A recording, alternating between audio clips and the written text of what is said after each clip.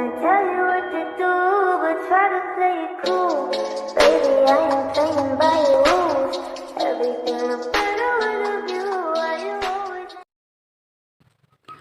Teori belajar Brunner. Menurut Brunner, ada 3 tahapan anak belajar matematika, yaitu tahap enaktif, ikonik, serta tahap simbolik. Adapun penjelasannya adalah sebagai berikut. Yang pertama, tahap enaktif atau tahap kegiatan. Pada tahap ini, anak belajar konsep dengan benda nyata atau mengalami peristiwa di dunia sekitarnya.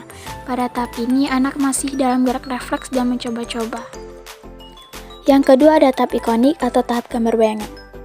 Pada tahap ini, anak dapat membayangkan kembali dalam pikirannya tentang benda atau peristiwa yang dialaminya pada tahap enaktif. Yang ketiga ada tahap simbolik. Pada tahap ini, anak mampu memahami simbol-simbol dan menjelaskan dengan bahasanya.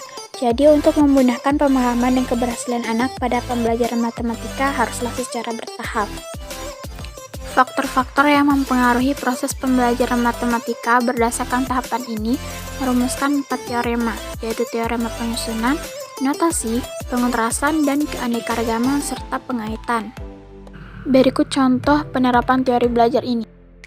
Mengajarkan pengertian hewan mamalia. 1. Sajikan contoh dan non-contoh dari konsep-konsep yang Anda ajarkan. Misalnya dalam mengajarkan mamalia, contohnya manusia, ikan paus, kucing, atau lumba-lumba. Yang kedua yaitu bantu siswa untuk melihat adanya hubungan antara konsep-konsep. Contoh, beri pertanyaan pada siswa untuk mengarahkannya agar dapat memahami perbedaan antara hewan mamalia dan bukan mamalia. Yang ketiga, berikan kesempatan siswa untuk menarik kesimpulan dari jawabannya. Yang keempat, berikan penjelasan yang lebih terperinci sehubungan dengan kesimpulan siswa. Yang kelima, berikan pertanyaan apakah siswa memahaminya atau tidak. Mengajarkan rumus untuk menghitung volume tabung. Ingatkan kembali siswa mengenai contoh-contoh bangun prisma dan cara menghitung volumenya yang sudah diketahui, misalnya volume kubus dan balok. Yang kedua, siswa diminta membuat hipotesa cara menghitung volume tabung berdasarkan pengetahuan awal siswa mengenai volume balok.